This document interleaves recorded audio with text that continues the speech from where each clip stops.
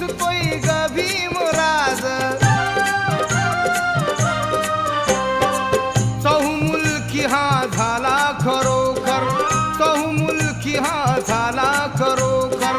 कार्याचा गवगवा त्याच्या कार्याचा गवगवा म्हणून सारे ब्राह्मण म्हणती भीमाला जावई बुवा